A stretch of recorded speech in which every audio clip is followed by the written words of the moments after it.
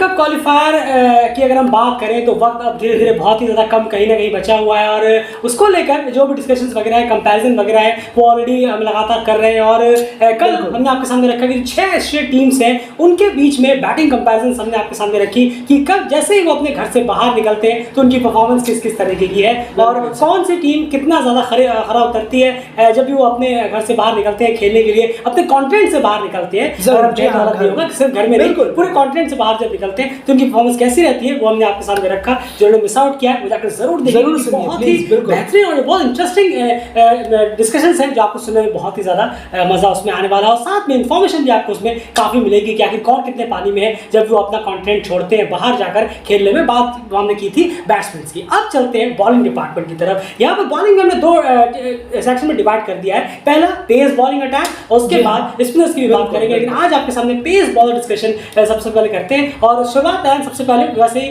3 team pick करते हैं। जो 3 टीम्स आज हमने पिक की है वो है यूएई, नेपाल और ओमान। वापस से उन 3 नेशंस को हमने एक साथ यहाँ पर कर दिया है। तो सबसे पहले यूएई की अगर हम बात करें तो यूएई के लिए एंड जो प्रोमिनेंट पेसर्स हैं जो लगभग प्रोमिनेंट रहते हैं, वैसे तो तीसरे चौथे वो कभी कभार खिलाते हैं नहीं खिलाते हैं, ऑन ऑफ आमदा रहता है, लेकिन जो प्योर प्रोमिनेंट 2 परफेक्ट पेसर्स है कि जिनका खेलना ही खेलना लगभग तय ही होता है हर टूर्नामेंट में हर मैचेस में, वो 2 पेसर्स एंड वो कौन है और जब भी वो अपने कॉन्टिनेंट यानी एशिया से बाहर निकले हैं यूएई के ये 2 पेसर तो उनका परफॉर्मेंस किस तरीके का रहा है एज अ पेसर। नहीं जरूर देखिए, अगर हम बात करें पहला नाम अगर यूएई का लें पेस बॉलर का तो वो है ज़हूर खान। जी हाँ, बहुत एक्सपीरियंस है। और उनकी बात करें अगर आउटसाइड एशिया यानी कि बाहर एशिया से बाहर जो उन्होंने परफॉर्म किया है, 13 इनिंग्स में 20 विकेटें उन्होंने निकाली हैं जिसमें कि स्ट्राइक रेट 31.2 का उनका बॉलिंग स्ट्राइक रेट हो जाता है। जी हाँ, और उसके बाद हम यहाँ पर देखें दूसरे प्लेयर हैं जुनैद सिद्दीकी। जी हाँ, बात करेंगे आगे कंपैरिजन क्या है क्या नहीं है, कौन बेहतर है, लेकिन अभी फिलहाल जुनैद सिद्दीकी का अगर हम आपको स्टैट बताएं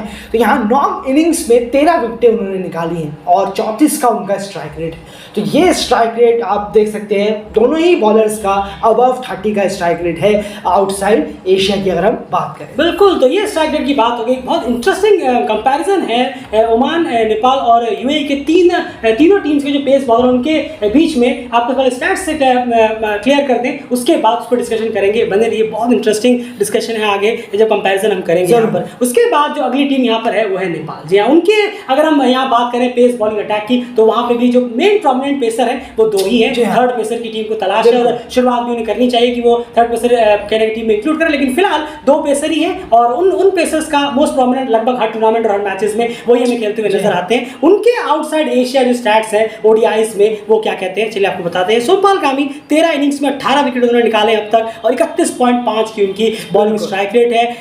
और करण केसी की बात करें तो 9 इनिंग्स में 16 विकेट्स उन्होंने निकाले हैं और 25.1 की उनकी बॉलिंग स्ट्राइक रेट है। यानी सोमपाल कामी हर 31 बॉल बाद लगभग 31 बॉल बाद 1 विकेट निकालते हैं। करण केसी हर 25 बॉल बाद कहीं ना कहीं 1 विकेट निकालते हैं जब भी एशिया के बाहर जाते हैं ओडीआईस में अगर हम बात करें। तो ये बात हो गई स्टैट्स की नेपाल की। अब ओमान के स्टैट्स भी आपके बताते हैं। ओमान के पास लगभग 3 पेसर्स हैं जो रेगुलर उनकी टीम में खेलते रहते हैं।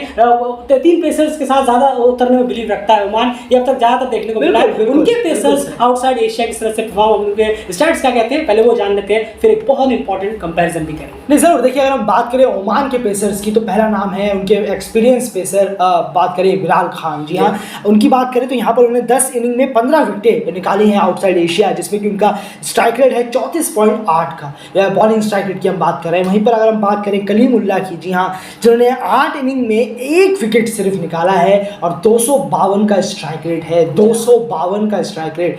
जी हाँ, 8 इनिंग यानी कि वो 8 मैचेस खेले हैं बाहर और 1 विकेट सिर्फ वो आउटसाइड एशिया निकाल पाए हैं। ऐसा परफॉर्मेंस बात करेंगे। उसके बाद फैयाज भट्ट यहाँ पर है, 9 इनिंग्स में 6 विकेट उन्होंने निकाले हैं और 60 का उनका बॉलिंग स्ट्राइक रेट है। और दोनों ही बॉलर्स को अगर हम देखेंगे खौफनाक बॉलिंग स्ट्राइक रेट नजर आ रहा है। जी हाँ, फैयाज भट्ट और कलीमुल्लाह का काफी ज्यादा खराब रहा है आउटसाइड एशिया की अगर हम बात करें। एंड अब इस कंपैरिजन की यहाँ बात करते हैं। 2 मेरे सवाल होंगे। पहला सवाल ये है कि सबसे इंपॉर्टेंट आपने से देखा सारे जो बॉलर्स देखे ओमान के भी यूएई के भी और नेपाल के भी लगभग सभी के 30 से ऊपर का बॉलिंग स्ट्राइक रेट है उनका। तो आपके हिसाब से सबसे पहला क्वेश्चन ये है कि किस तरीके का स्ट्राइक रेट एक पेसर का ओडीआई में खास करके 50 ओवर के गेम में किस तरीके का स्ट्राइक रेट अमूमन आप बेहतर मानते हैं कि बेहतर होना चाहिए, और क्या उस बेहतरी में यहाँ पर कोई भी आपको आउटसाइड एशिया में इन 3 टीम्स की तरफ से नजर आया करण केसी के अलावा? नहीं जरूर, देखिए अगर हम बात करें क्या होना चाहिए, ये तो क्या बेहतर है, ये तो बॉलर की सोच पर डिपेंड करता है। ये बॉलर क्या कितनी ज़्यादा उस कंडीशन के मुताबिक ढल पा रहा है या नहीं,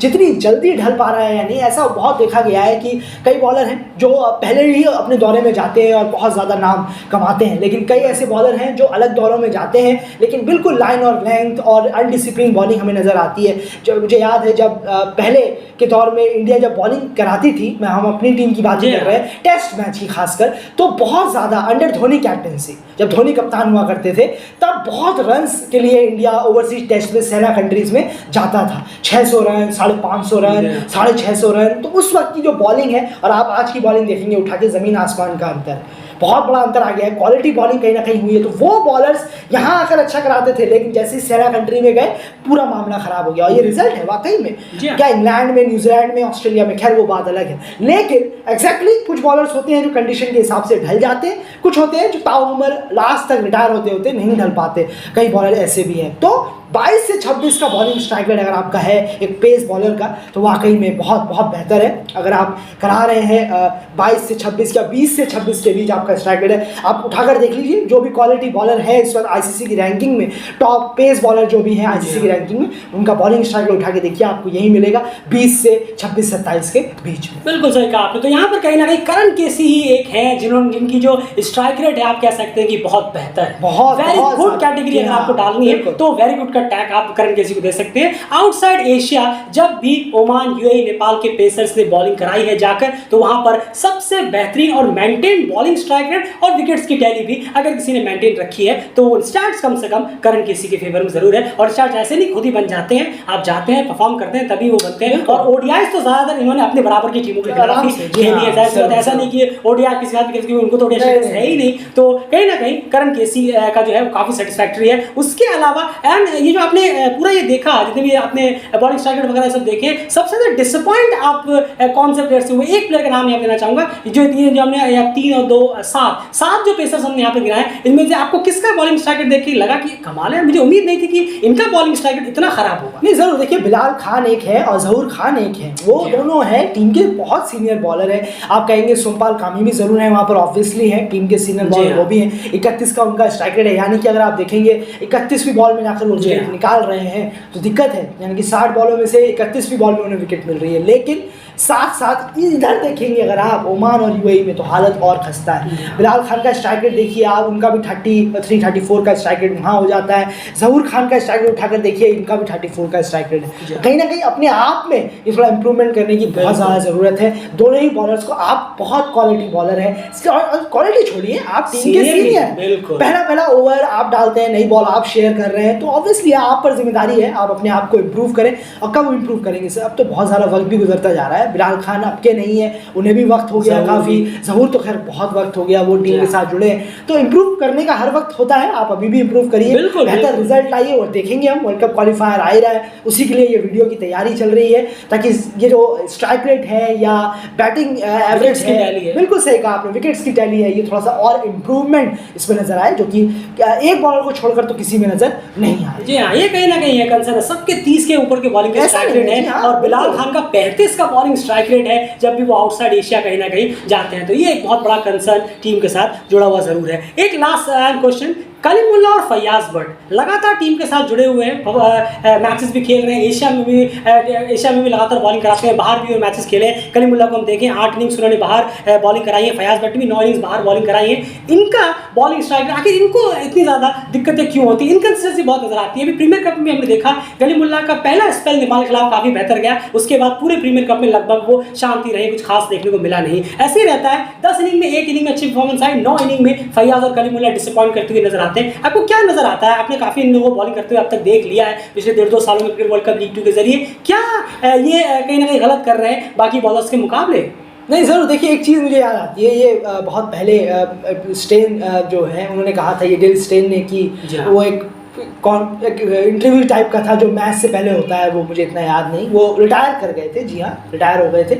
उसके बाद उन्होंने कहा भी था, ये मुझे बहुत बेहतर मुझे याद है आज भी अच्छी तरह, क्योंकि बहुत फॉलो किया है उन्होंने उनकी बॉलिंग को, बहुत ज़्यादा तो फैन भी रहे, हाँ बहुत ज़्यादा पसंद है। खैर किसे पसंद नहीं होंगे, लेकिन बात यह है कि हर कंडीशन के मुताबिक बॉलर को अपना थोड़ा सा एंगल, थोड़ा हाथ, थोड़ा सा रिदम, थोड़ा सा अपना तरीका बदलना होता है। जगह जगह अलग है। आप अगर एक जगह बॉलिंग करा रहे हैं, मान लीजिए 130 की स्पीड से, फॉर एग्जांपल मैं बात कर रहा हूँ, लेकिन आप वहीं पर आप साउथ अफ्रीका या ऑस्ट्रेलिया के ग्राउंड पे जा पहुँचे तो 130 क्या काम आएगा वहाँ आप खड़े खड़े छक्के लगा देंगे, क्योंकि वहाँ पर स्विंगिंग कंडीशन इतनी नहीं है, वहाँ बाउंसी कंडीशन ज़्यादा है, यानी कि आपको स्पीड निकालनी होगी पिच से। वहाँ 120 125 के स्पीड वाले बॉलर कहाँ काम आएंगे, इंग्लैंड और न्यूजीलैंड की कंडीशन में। जी हाँ, तो ये बहुत बड़ा एक फ़र्क है कि ये दोनों जो बॉलर हैं इन्हें थोड़ा सा कंडीशन में ढलना होगा, तेज़ी से ढलना होगा। कोच को इसमें कोच का बहुत बड़ा रोल आ जाता है, अपने थोड़ा सा एंगल, थोड़ा हाथ, थोड़ा सा तरीका, बॉडी का झुकने का तरीका, बैंड होने का तरीका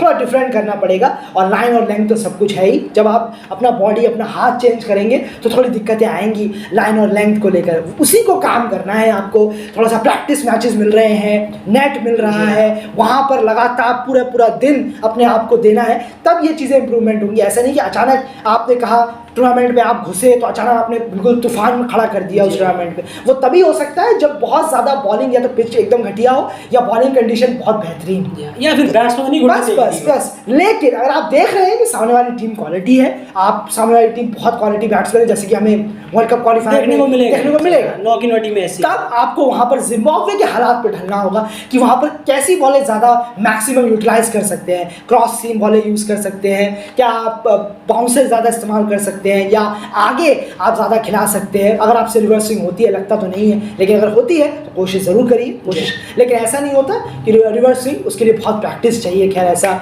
एक मैच में आया और रिवर्स स्विंग करा दिया, ये भी मुश्किल है। तो यही है कहना, बस इतना ही इन दोनों से, थोड़ा सा अपने आप को, और प्रैक्टिस मैच है तो उसमें कोच के साथ इन्वॉल्व होना और बहुत बेहतर तरीके से। ऐसा नहीं कि हाँ जरा बता दीजिए जरा सीम कहाँ से, इतना तो सभी को, आप तो इंटरनेशनल बॉलर हैं, इतना तो मालूम ही है सीम क्या होती है क्या नहीं होती है, लेकिन कंडीशन के मुताबिक अपने आप को चेंज करना, ये बस बॉलर की क्वालिटी अगर आप कर पाते हैं तो बेहतर है। सटीक लाइन और लेंथ, कंडीशन बॉलर से क्या रिक्वायरमेंट मांग रहा है वो बॉलर को वहाँ प्रोवाइड कराना होगा।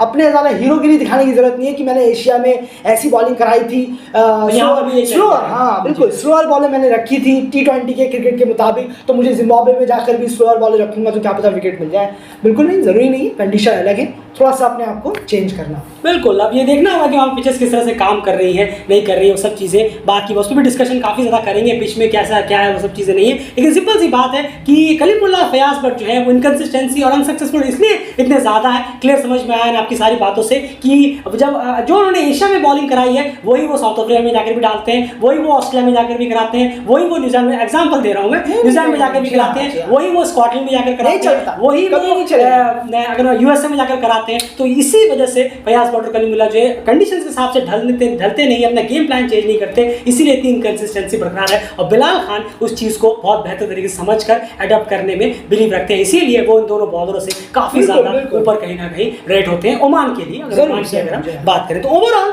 ये पूरी बॉलिंग कंपैरिजन में बॉलिंग स्ट्राइक रेट के लिहाज से सबसे बेहतर अगर कोई पॉजिटिव नो ऑप्टिक मार्क्स पे लगा सकते हैं तो डेफिनेटली करेंगे है। उसके बाद बाकी सारे प्लेयर को और बेहतर करना होगा अपना बॉलिंग स्ट्राइक रेट, ताकि इस नए कंडीशंस में और बेहतर तरीके से वो निखर सके। आपकी क्या राय है, जरूर इस पे रखिए जरूर, और इसके अलावा लगातार बने रहिए क्योंकि बैटिंग कंपैरिजन हमने किया उसको भी जाकर जरूर एक बार सुनिए। और कल हम आपके सामने लेकर आएंगे 3 टॉप, खास करके स्कॉटलैंड नीदरलैंड्स के बॉलर्स के बारे में आपको बताएंगे। स्कॉटलैंड नीदरलैंड और यूएसए, जब इनके पेस बॉलर्स अपने यूरोप और यूएसए से बाहर जाते हैं तो उनका परफॉर्मेंस किस तरीके का रहा है, उस पर भी बहुत अच्छी डिस्कशन होने वाली है, इसकी पूरी उम्मीद है। बने रहिए डेली क्रिकेट चैनल के साथ। Bye bye.